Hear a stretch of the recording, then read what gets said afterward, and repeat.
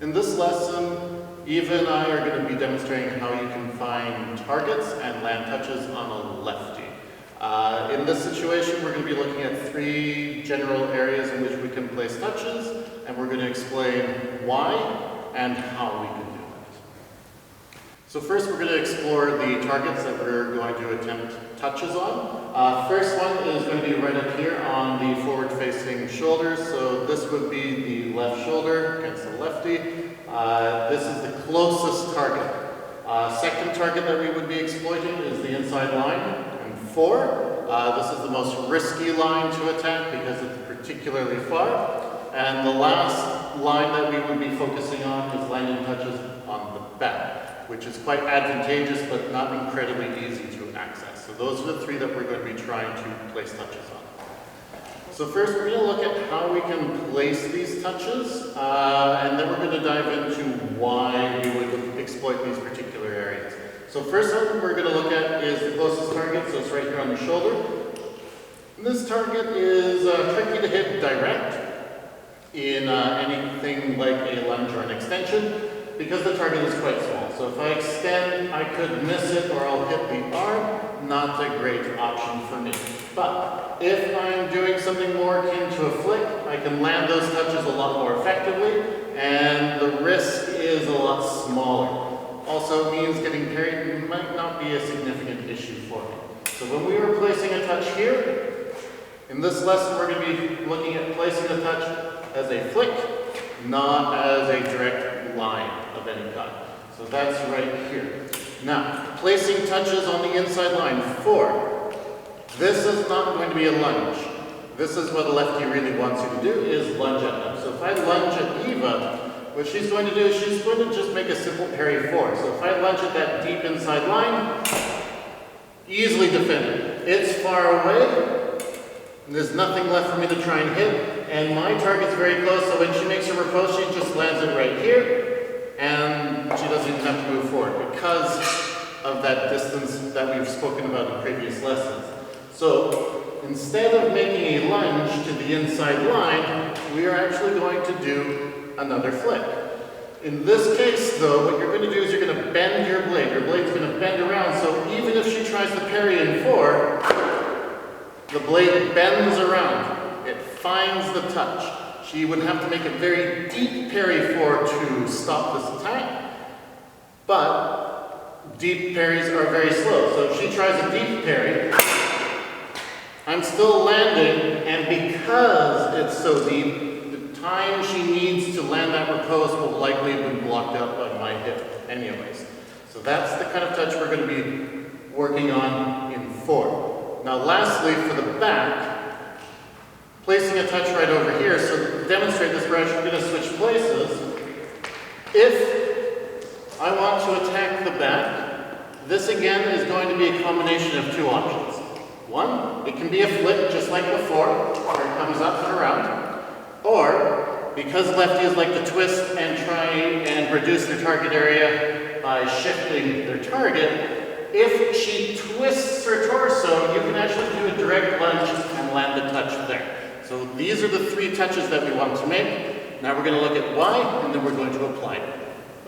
Okay, so placing touches. Why do we exploit these 3 lines in this case? So first, if Eva stands on guard, we're going to look at the shoulder as a touch. Namely, we would attack this line because it is the closest. They are anticipating that we're going to attack deep inside into 4. This is not what we want to do.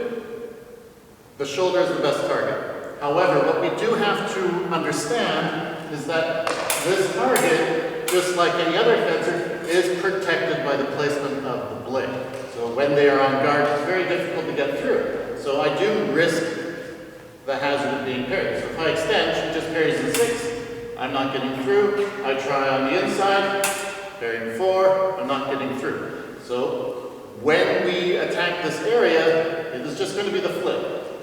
Why? It is the closest. If you have the ability to attack the closest target, then that's what you want to go for. You don't want to risk anything by getting in close. At this distance, I can hit that target. I can extend and I can land a flick. It can be as a lunge, I can even do a step in, but you do not want to get closer because the risk of getting hit is significantly higher. So why we want to attack that? It is the closest target, it is the most accessible at the time, the least amount of risk for us. If I do attack, and I'm going to put on my mask for this, if I do attack this line, and I get parried, I will be far away enough so that when I do get parried, I can come back. The risk is not as high. But if I'm attacking inside and I step in, and I get parried, greater risk. So I'm not going to have the time to escape as quickly as I want. So that's the first one. Second one is 4 on the inside line. Why do we want to attack that? Well, if you fenced lefties before, you are familiar that some of them do like to walk in like this and attack you in 4. Why? Because the target is accessible. It's far away, but it's still there. When you're fencing a lefty, you forget that the distance is a lot closer, so you tend to let your opponent get in close, so they can attack you. It's the same side of the coin. As a righty fencing a lefty, you can do the same thing. So, why do we attack this line? It's accessible. And since we're fencing at such close distance, I may as well exploit the target. It does take a lot of work and a lot of time, and you have to set it up. But this is why you want to attack it. They are expecting you there, but they're not expecting how you're going to land the touch. So as we explained already, it's going to be a flick. So the blade will not find it. And even if she should twist to get out of the way, the touch is still going to land. Because your attack is going to be faster than the counterattack that they can plan. This is why you want to exploit that line. So long as you're comfortable in your distance. You can do this action from farther away, like a lunge, but it's more risky because, again, if she does want to counterattack, it takes me longer to get there. She has more time to twist out of the way, and you can see distance change. I'm not hitting the target anymore. It's not a great action for me. So for this, you want to move forward. You're going to advance forward. You're going to get the distance where you need it to be, and since she's left-handed, she's already fencing pretty close, so boom, the attack will land. So this is why you want to make an attack in 4. Not direct, but around. It's an accessible target, it's far away, but the manner in which you're landing that touch is not necessarily expected. Now the last one, and again we're going to switch sides, is going to be the attack to the back. Why do we want to exploit this? Well, as we mentioned, lefties like to shift their weight around, they're twisting, they're ducking. So again, if I make it look like I'm attacking in 4, I can get her to expose her back. So if I'm over here and she's going to shift, you can see the back's already there. You can land the touch. This is important. So if you are setting up an attack, this could be second intention, it could be a trap. I make her believe I'm attacking her in 4, she does the twist, and that allows you to open up the back. But why attack the back? Well, it's a very difficult target to defend. Usually, it's already defended by being upright in the on-guard position. But if you twist, you lean forward, it becomes very accessible.